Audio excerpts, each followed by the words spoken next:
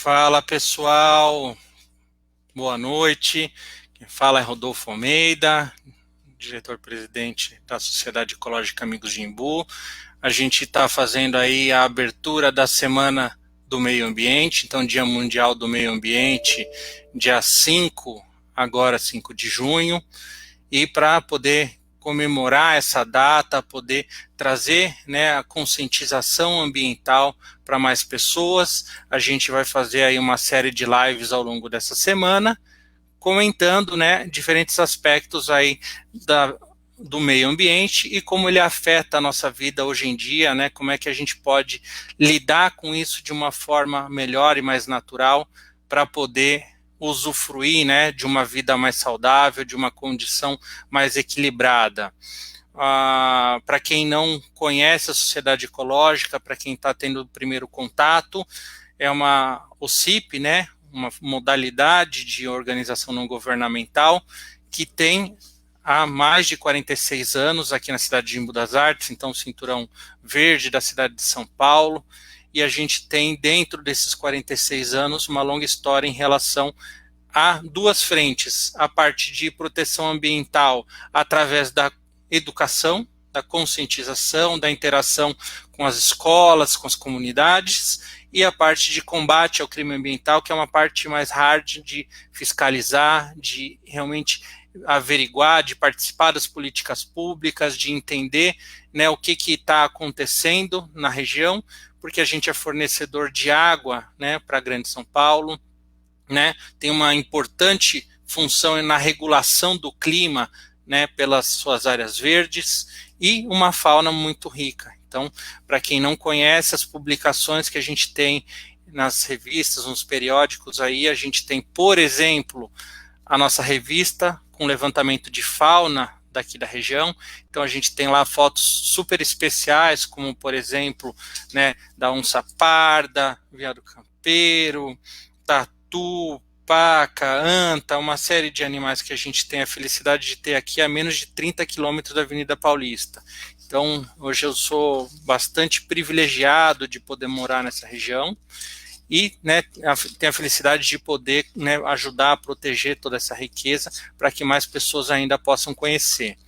Nosso convidado de hoje é um grande amigo, um jardineiro apaixonado, que foi estudar, virou biólogo, não se contentou com isso, virou um botânico, e hoje em dia é uma pessoa muito especial que tem influenciado muita gente a voltar a ter contato aí com o meio ambiente. Meu amigo Demis Lima, vou trazê-lo aqui para a live para a gente poder trocar uma figurinha.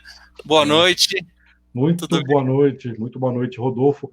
Muito boa noite aí o pessoal que está assistindo, sejam muito bem-vindos. Espero que a gente faça uma prosa bem gostosa hoje aqui.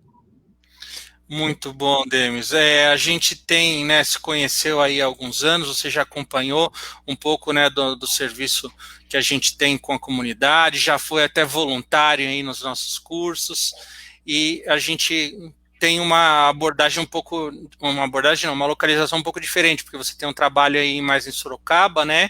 Então, comenta um pouquinho em relação aí à sua história, como é que você chegou aí nesse trabalho que você tem, o seu contato com o meio ambiente hoje. Explica para o pessoal que não conhece o seu trabalho, como é que tem sido a sua atuação.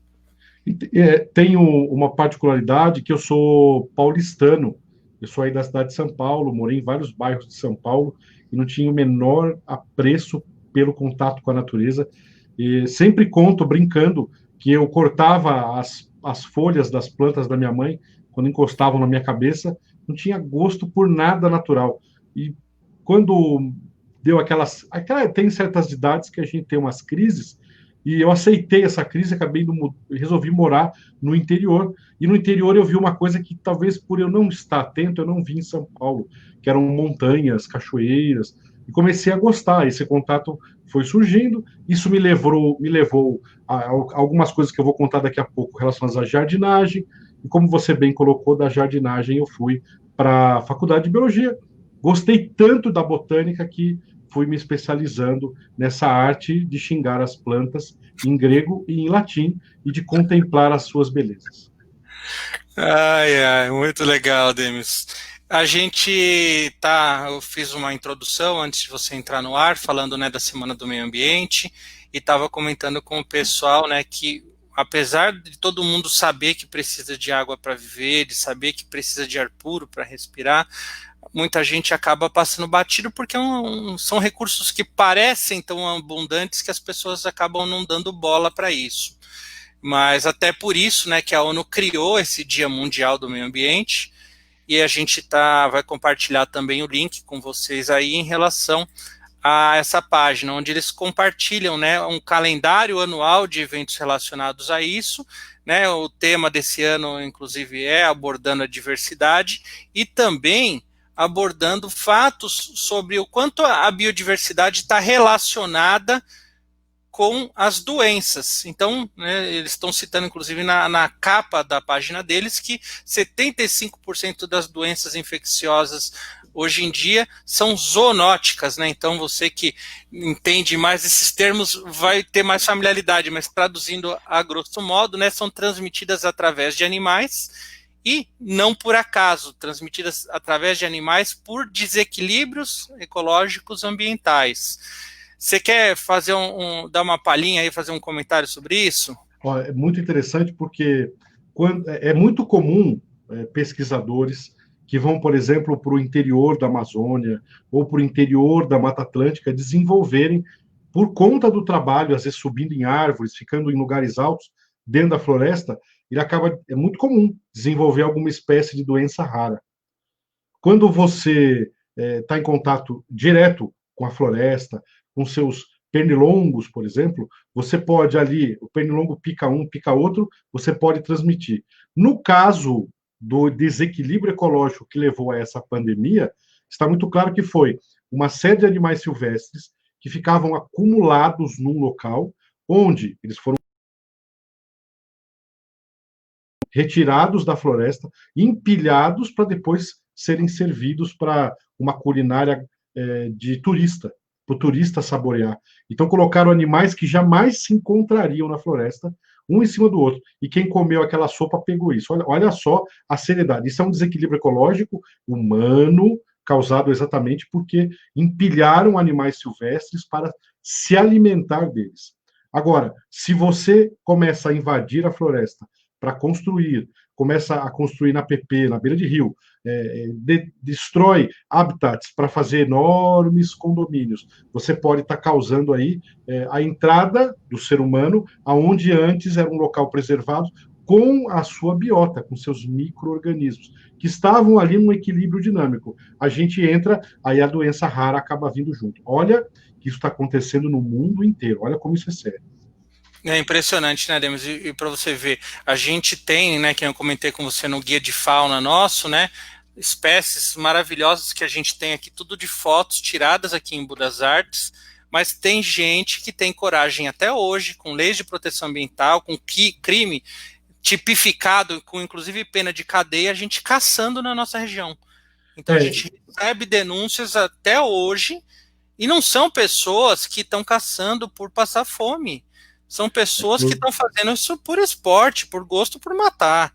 Então a gente vê o quanto que as pessoas estão desapegadas em relação ao meio ambiente e o quanto que elas estão realmente pouco se lixando, né, com a natureza. É uma coisa que preocupa muito a gente. Mas voltando mais para a botânica, né, para a gente não perder o rumo da conversa.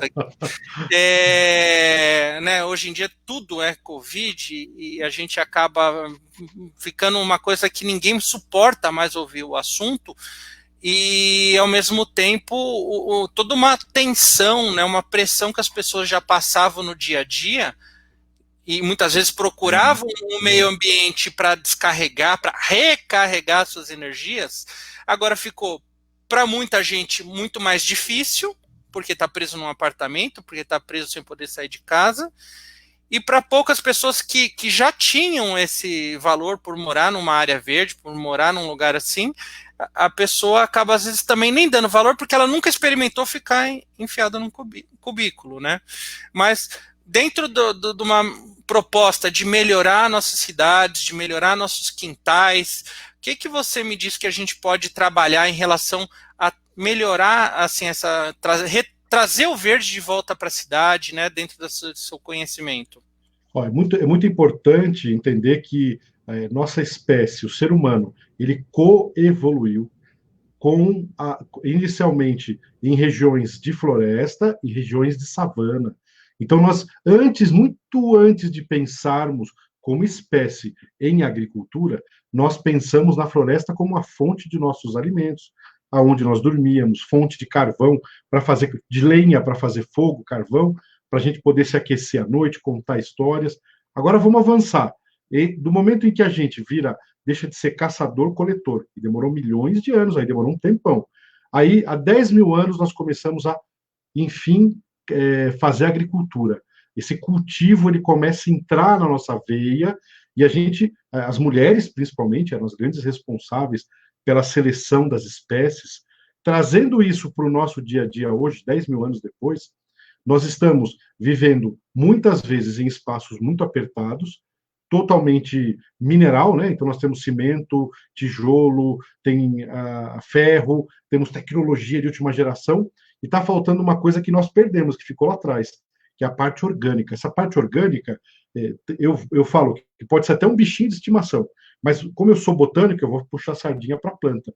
É legal você ter planta. Plantas para você olhar, para você cultivar.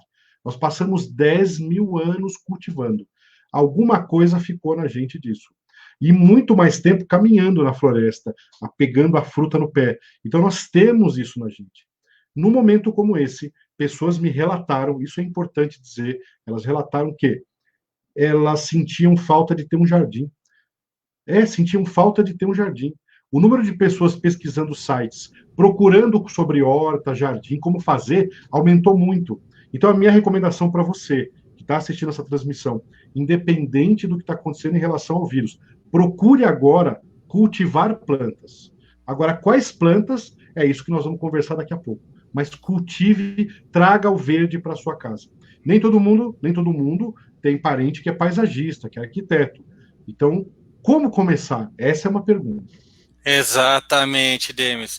Nessa pegada a gente vai falar, né, não só da plantar como agricultura, né, como realmente produção de alimentos. A gente sabe que muitas vezes nos pequenos espaços que a gente tem isso não seria suficiente, mas no bem que isso faz, simplesmente o praticar, a alegria que isso desperta nas pessoas, né, aquela coisa de ver a sementinha nascendo e inclusive assim, fazendo de novo um paralelo com animais. Eu estava vendo hoje na TV uma reportagem de que aumentou estupidamente a adoção de animais, porque as pessoas estão extremamente solitárias, mais do que em qualquer outro momento da história, né?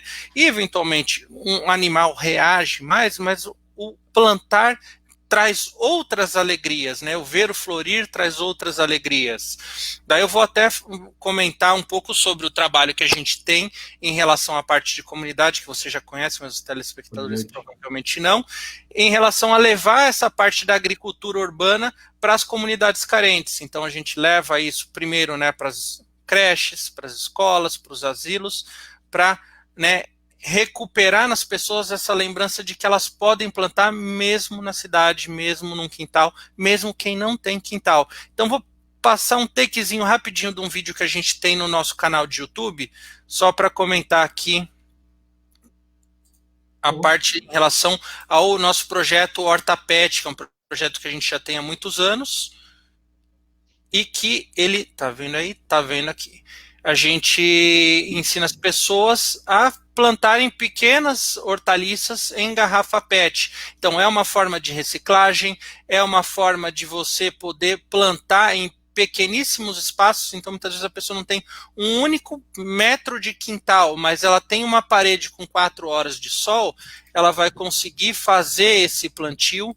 É uma coisa extremamente barata, então, né, muitas pessoas vão se questionar, mas plantar, jardinagem, paisagismo é uma coisa para rico, mas não é, porque a gente vai poder falar, né, que com um punhado de terra, um pouco de compostagem que a gente ensina a fazer para adubar aquela terra pobre, né, e algumas sementinhas da fruta que você comeu, você já pode começar, né? Então, dentro desse canal de YouTube, a gente está ensinando o pessoal a pegar as principais dicas E dentre esse e outros vídeos que a gente tem aí para incentivar as pessoas nesse momento, para dar um apoio nesse momento de pandemia, né, para as pessoas começarem a recuperar essa pegada aí, né, e sair dessa angústia toda. Mas queria ouvir um pouco de você também, né, nesse aspecto.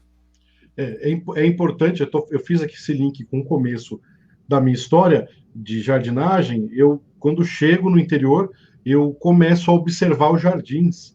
E eu falei, pô, eu quero ter jardim também. E só que eu não tinha espaço, mas um amigo meu, muito dentro desse espírito que você está colocando da ONG, começou a falar, meu, pegue vasos, pegue caixa de leite vazia, como você colocou no vídeo, a garrafinha PET aí, coloque uma terrinha e comece a colocar feijões, coisas que você comeu, que tem caroço, carocinho, caroção, vai fazer o feijão, guarda um pouco, deixa de molho, planta, e neste gosto, esse gosto não existia, começou a ser algo que fazia parte do meu dia a dia.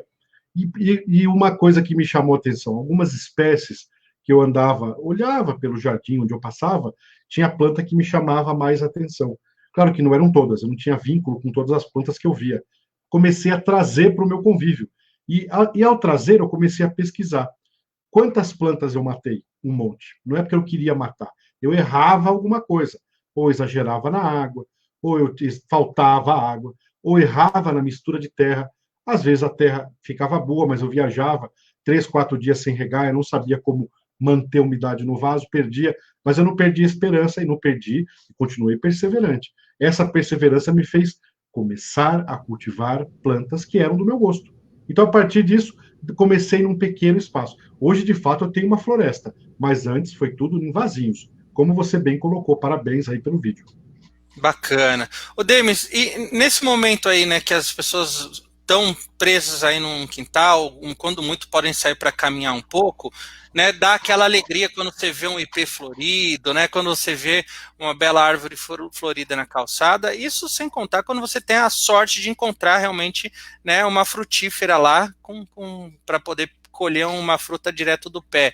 Comenta um pouco em relação às espécies que a gente consegue trabalhar bem num ambiente urbano, sem causar transtorno, né, aqueles problemas de calçada, problemas aí com os carros. Comenta um pouco o Excelente, que você recomenda. excelente, excelente. É importante que, se você, neste momento, não tem espaço para ter um jardim grande, mas você sonha em ter, você pode começar a cultivar suas plantas, inicialmente suas árvores, em vaso. Agora, se você já sabe que daqui a alguns anos vai morar numa outra casa, que vai ser maior, que vai ter terreno, você cultiva essa planta em vaso e vai aumentando o vaso. Conforme você mudar, você leva. Isso era feito na China na forma dos bonsai. O bonsai chinês, que o pessoal pensa que é japonês, alguns dizem que é indiano, mas é daquele grupo, eles levavam as plantas. Dá para cultivar. Respondendo sua pergunta de árvore para calçada, uma árvore ideal para calçada ou até para o seu quintal. A minha sugestão é que você prepare a calçada para a árvore ideal. Então eu vou subverter. Eu vou criar uma calçada ideal para a minha árvore ideal. Isso é muito importante. Senão você coloca um IP numa calçadinha apertadinha, ela vai estourar toda a calçada, o pezinho da criança cresce e o sapatinho não é trocado, ele estoura tudo. Aí dá problema para a prefeitura. Não podemos complicar ainda mais para a prefeitura do que ela já tem de complicação. Às vezes, uma árvore de menor porte, com um porte mais arbustivo, resolve o problema. E muitas vezes não dá para pôr na calçada, mas você consegue quebrar o teu quintal, quebrar aquele azulejo feio lá, aquela lajota ou aquele porcelanato, que é uma desgraça, que não deixa a água descer, e aí a tua árvore começa ali um pomar urbano. O que é pomar? De frutíferas, não vai pôr mangueira num quintal pequeno, mas você pode pôr uma goiabeira, uma pitangueira, uma jabuticabeira anã, e assim começa uma coleção. A propósito, existe um cantor de quando eu era criança, não vai rir, que se chama Rony Von, né? Rony Von. E o Rony Von ele tem um pomar em vasos. Outro dia eu vi a matéria e fiquei muito contente, porque ele produz nesse pomar muitas frutíferas. E eu falei, é possível, com algumas Sim. técnicas. Como você comentou, né? A procura por isso aumentou estupidamente. Eu estava vendo que aumentou a procura por artigos de jardinagem aumentou 450% depois da Isso mesmo. pandemia, né? Isso Então, mesmo. para Estamos à quem moda. É, Eu, eu felizmente, até brinco que o meu curso online teve mais acesso, eu vejo no gráfico, as pessoas começaram a perguntar, a conversar no WhatsApp, mas dá para cultivar em pequeno espaço? Aí a pessoa mandava a foto, eu falava, amigo, o seu pequeno espaço, quando eu comecei, era um quintal, esse seu pequeno espaço já é o meu jardim hoje. Aí a pessoa, mas certeza? Eu falei, dá, em varanda dá para cultivar onde você quiser. Ah, não, só e uma fala coisa, o que você falou, deixa eu né? falar uma coisa importante. Às vezes a pessoa pensa em metro linear, né? Metro quadrado. Só que você tem que entender que tem para cima, então é metro cúbico. Você tem 3 metros cúbicos que dá para você fazer uma florestinha amazônica. Dá para É fazer. muito legal, muito legal.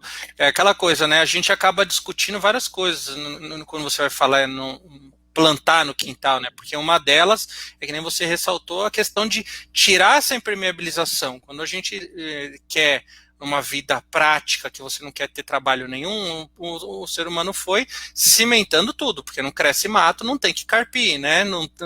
E daí caiu folha, começou a cortar a árvore, porque caía folha e dava trabalho de varrer.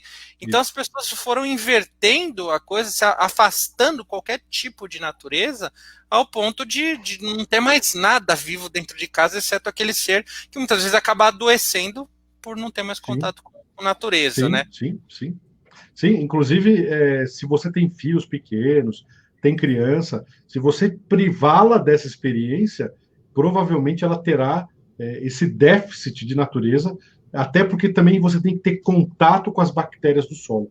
É importante, as bactérias do solo, quando elas entram em contato com a tua pele, você está fazendo a jardinagem sem luva, por exemplo, mexendo com a terra já é terapêutico por si só. As bactériazinhas entram na tua pele e elas fazem o teu cérebro liberar um hormônio aí, ó, uma substância chamada serotonina, que é o hormônio da felicidade, do prazer, de mexer com a terra, só de mexer com a terra. Então imagina você ter aquele sucesso de ver o teu repolho crescendo, o teu pezinho de alface, teu feijão, tua manga, tua jabuticaba, teu abacate. Abacate é a coisa que você plantou, nasce, é um barato. Pode plantar que nasce. O caroção, onde você plantar, Legal. nasce. Mas você comentou até agora há pouco alguma coisa, né, em relação às espécies e o tamanho, o porte, e a gente aqui pela sociedade ecológica muitas vezes acaba recebendo denúncia de um vizinho que vê o outro vizinho lá, às vezes não está nem derrubando a árvore, mas ele faz uma poda tão agressiva que fica óbvio para qualquer pessoa de bom senso que ele vai matar aquela árvore daquela forma, Isso, né? Comenta um pouquinho sobre essa parte, né, dessas podas mal feitas, o que, que pode isso. causar, como é que é o certo. A poda é uma das coisas mais sérias e tem que ter muito critério quando vai executá-la. A poda bem feita, ela prolonga a vida da árvore. Quando eu falo poda bem feita, não é deixar um estilingue, é podar de maneira técnica, respeitando as estruturas da árvore. Quando uma poda é bem feita, ela tem uma técnica, tem jeito, quem está fazendo, a árvore ela fecha a ferida, que fica uma ferida, ela cicatriza. Quando a poda é mal feita, ela não cicatriza, ela enche de ramos novos, esses ramos são frágeis, o buraco fica exposto, aquilo libera um cheiro e atrai um monte de besouros, atrai um monte de decompositores, fungos, que vão atacar essa árvore. Então, uma poda mal feita diminui a vida da árvore de 25 a 35%. Se ela ia viver 100 anos, ela já vai viver 70. Se a poda for feita de novo, cai para 50. Se for mal feita de novo, ela pode vir a óbito. Até parece emotivo da minha parte falar assim, mas ela vai a óbito, a árvore morre. Morre porque ela sofreu não uma dendrocirurgia, que é uma cirurgia da árvore. Dendro é árvore. Ela recebeu uma poda que a gente brinca no meio técnico, que é uma poda com pH. Ou seja, podou a árvore a ponto de destruir a capacidade dela de se recuperar. Então, quando você encontrar alguém fazendo uma poda, não vá brigar com a pessoa. Liga na prefeitura e pergunta: olha, aquela pessoa do endereço tal, ela tem autorização para podar? Por isso que tem que pedir autorização. Dependendo da poda, quem faz é a prefeitura, porque é muito perigoso. A própria companhia de luz. Às vezes você vai ver o cara fazer isso de final de semana, com um facão, com aquele serrote cego. Ele está matando a árvore de uma maneira cruel e ruim para o coletivo. Sim, sim, exatamente. A gente, infelizmente, aqui, né, tem muitas vezes, por parte das prefeituras, por um mau preparo do funcionário, que muitas vezes não é nem uma má intenção, mas por uma falta de treinamento, de educação, né? Você põe uma pessoa que não tem equipamento, né, não tem uma ferramenta adequada e não tem treinamento, o pessoal faz umas podas que realmente vai matar a planta, e muitas vezes o mau exemplo vem da própria prefeitura, né? Então, a Milena, minha esposa, você sabe, dá aula também lá no Senac, lá da jardinagem, né? Jardinagem e paisagismo também, e ela ensina lá em relação à parte da poda correta e tudo, e ela nunca pegou um aluno, em trocentas turmas que ele deu, ela nunca pegou um aluno que sabia fazer uma poda bem feita, né? E por outro lado, aqui na ONG a gente recebe denúncias semanalmente de pessoas que retirando árvores saudáveis sem fazer nenhum tipo de pedido de autorização para a prefeitura, né, sem fazer nenhum tipo de compensação, deixando a cidade ainda mais árida do que já tem sido, né? É importante no planejamento urbano da cidade que se pense em modelos de educação ambiental, como que vocês fazem, e também que se pense em repor essas árvores. Talvez até por uma de porte menor, que dê ao munícipe, ao morador aí do bairro ou da cidade, um gosto, ele pegue gosto de novo. Até deixo aqui como dica uma coisa que deu certo para a gente aqui na região de Sorocaba, já que nós percebemos que as árvores eram. A gente plantava a árvore, fazíamos uma campanha no bairro. Quando a árvore estava plantada perto de danceteria, discoteca, casa de shows, estádio de futebol ou de escolas, elas eram mais depredadas do que quando não era. Olha que coisa. E o que nós fizemos? Percebemos que tínhamos que gerar empatia. Então, uma das técnicas que nós usamos foi distribuir frutíferas pequenas para as pessoas nas feiras, nos eventos, mas com o objetivo que ela plantasse em vaso. E se ela, depois que a árvore tivesse grande, já era membro da família, quisesse plantar no quintal, poderia plantar. Não era para calçada. Se ela não quisesse plantar na calçada, ela poderia doar aquele filho dela, que ela cuidou, que ela adotou, para a prefeitura plantar na beira do rio. E com isso nós conseguimos gerar um envolvimento emocional da pessoa com o exemplar arbóreo. Sabe aquela história? Eu vou pegar um cachorrinho para cuidar, depois eu vou doá-lo. Em geral, você não consegue doar depois, né? Fica para você. Não, nunca mais. A gente fez de propósito. E eu aprendi isso na Amazônia com o pessoal de Manaus, que fazia um projeto chamado Pé de Pau. Pé de Pau. E aí nós criamos aqui um projeto onde fazemos a doação realmente dessas mudinhas pequenas de goiaba, pitanga, jabuticaba, uvaia, e deu certo. Aí, para pular para a calçada, a pessoa querer uma árvore na calçada foi um passo, porque ela pegou gosto. Nós temos que recuperar os quintais, né? Quintal da avó, né? Aquele quintal gostoso de comer, tomar chá com a avó, comer bolinho de chuva, essas coisas que a sua infância teve, com certeza. Sim, inclusive quando a gente fez o projeto, né, com escola, né, para o plantio de árvores nativas, a gente estava com o viveiro ativo e a gente trouxe. Você chegou a conhecer, né, o viveiro? Então a gente estava trazendo as crianças para ajudarem a plantar a semente e depois voltar para ver a mudinha, né? E aí a gente escolheu das nativas quais que tinham a semente maior, porque se você pega, né, uma semente de goiaba, uma semente assim que é mais palpável, a criança consegue manipular. Se você vai pegar, né, outras árvores nativas de baúba, né? Um pauzinho, né? Ela não percebe, é difícil para ela ter essa percepção. Então a gente amarra com aquela coisa do feijãozinho da pré-escola e tal, né? Mas com espécies nativas. Então, né, quem já viu uma jabuticaba no vaso, numa varanda de apartamento, fica apaixonado, né? Porque fala... Produz, né? Produz. A planta produz. Se você não tem espaço e quer ter um vaso, ou 20 vasos, ou 30 vasos, recorra às técnicas de bonsai, que é aquela técnica japonesa de miniaturização, que eu falei que era chinesa, e vai podando tanto a parte aérea como a raiz. Mas não tem jeito. Algumas espécies, você começa com alguns exemplares a deixar crescer, daqui a pouco você já vai plantar o teu bonsai, porque você vai pegando amor. E a minha história, ela tem relação com bonsai. Eu fiz um curso no Senac, você tinha falado da sua esposa, da Milena, ser professora do Senac. Eu também fui, durante muitos anos, professor no Senac. Ganhei um curso de bonsai, fui fazer meio a contragosto, mas cheguei lá, o professor ensinava a fazer mudas e fazer bonsai de nativas, de plantas brasileiras. E o Ah, objetivo dele era fazer a pessoa gostar de plantas. Então ele falou: o cara mora numa casa pequena, nunca vai ter experiência de ver um fruto de jaca. Mas o professor tinha um bonsai de jaqueira. E era o que, maior barato ver ele cuidando daquela jaqueira gigante que dava do mesmo tamanho, e ele botava um suporte, e a jaqueira lá toda tortinha, idosa, que o pai dele deu para ele, barato, né? Você vê como você tem história com a planta como se ela fosse um membro da família. Então, é, esse é o espírito, né? Esse gosto. Senão a gente vai virar um bicho tecnológico, sem coração. Isso não pode, né? não, eu vou até aproveitar, porque eu admiro demais a forma como você consegue ensinar, né, coisas técnicas de botânica, de detalhes de como o clima influencia nas plantas, através de um canal de YouTube. Então, muita gente precisa pegar e sentar, estudar, e você conseguiu levar isso de uma forma super leve para outras mídias, né? E eu gosto muito da forma como você ensina. Então, eu vou jogar um videozinho rapidinho aqui, um trecho, para a gente poder mostrar para o pessoal aí um vídeo do seu canal. Muito obrigado.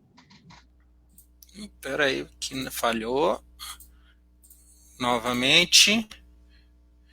Então, um E o videozinho novo. outono começou. Essa questão de primavera ser das flores, o outono ser dos frutos, isso aí é uma coisa mais do hemisfério norte. O Brasil é um país continental e o outono não é igual no Brasil inteiro. O outono na Amazônia é quente e chuvoso. Então, para quem quiser, né, ver o resto do vídeo, apesar dele ser curtinho, depois a gente vai colocar aqui o link do canal do Demis Isso. para vocês poderem acessar. Sou super fã aí dos seus vídeos, né, pela forma como você consegue ensinar esse conteúdo. Acho muito legal o trabalho que você tem feito. E, né, contente de você estar aqui comigo, abrindo aí a Semana do Meio Ambiente, para a gente poder, né, aproveitar que as pessoas estão mais sensíveis com todo esse sofrimento que tem causado, né, esse isolamento social, para realmente trazer mais pessoas. Então, para quem, né, gostou do tema, quer aprender um pouco mais, quer saber um pouco mais do que a gente tem feito, como a gente tem feito, acessa o canal do Demis, acessa, né, o site da Sociedade Ecológica Amigos de Imbu, que tem lá bastante informação sobre os projetos, onde a gente tem as nossas atuações. Quem nunca plantou nada e precisa realmente de um passo a passo, a Sociedade Ecológica tem, por exemplo, esse livro aqui, do Horta Escolar, onde a gente fez, né, o trabalho junto com as escolas para plantar naquele chão de escola pública que geralmente é cheio de entulho, cheio de, né, resíduos que o pessoal acaba largando e não dá importância para o solo.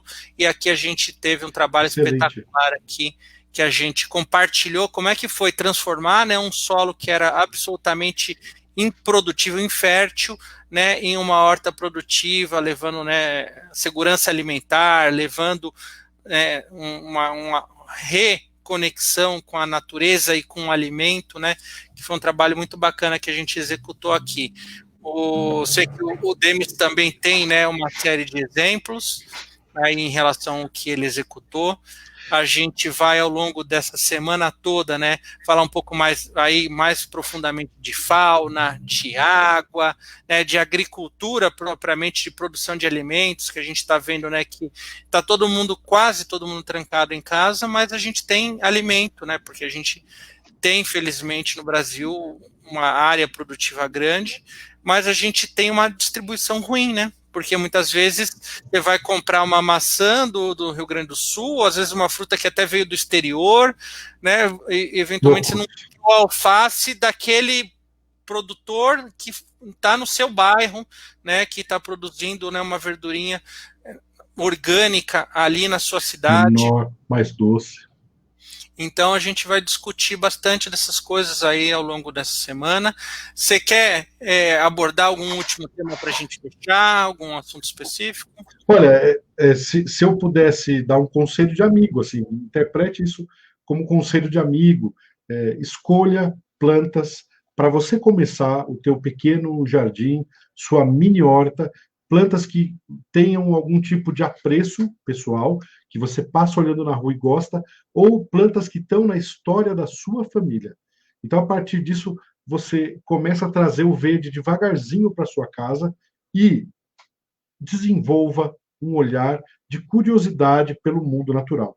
Não precisa se preocupar com nomes difíceis, nome científico, nada disso. Vai por esse caminho do gosto, do sabor, da planta medicinal, da plantinha aromática, para colocar e temperar a sua vida e para trazer e descansar o teu olho quando você estiver cansado naquela parede verde, naqueles vasos que você vai cultivar. Esse é o meu recado. Comece e aproveita a ONG aqui, aproveita a equipe aí do Rodolfo para fazer trilhas com eles, para conhecer esta horta, para ser um voluntário nas atividades que eles desenvolvem, que são brilhantes. Adquira esse conteúdo que está aí também e aproveita para interagir com pessoas tão legais e tão pertinho de você. Se você mora em outro estado e está vendo essa transmissão, tem o canal. E a gente, quando o Rodolfo organiza cursos, vem gente do Brasil inteiro. Então você vê que o Brasil hoje ficou pequenininho, as pessoas se encontram. Então, esse é o meu recado. A transmissão vai ficar aqui, estou à disposição, me chama no Zap, chama o Rodolfo, a gente se proseia, a gente sempre se encontra. É muito legal, Demis, que nem você comentou, né? A gente já fez cursos de tratamento de esgoto baseado com plantas, de que veio pessoas do Espírito Santo para cá, pegou um avião para aprender como voltar a lidar, né, com o fezes e urina, que a natureza, na existência do planeta, sempre fez perfeitamente. E hoje em dia o ser humano fica inventando máquinas e produtos químicos para resolver uma coisa que, bem manejado, a natureza sozinha resolve. Então, essa reconexão em todos os aspectos, né, para o ser humano. E usando plantas, hein? Usando bactérias, plantas, que estão ali trabalhando em harmonia e saindo uma água, às vezes, melhor do que quando ela chegou lá no vaso sanitário.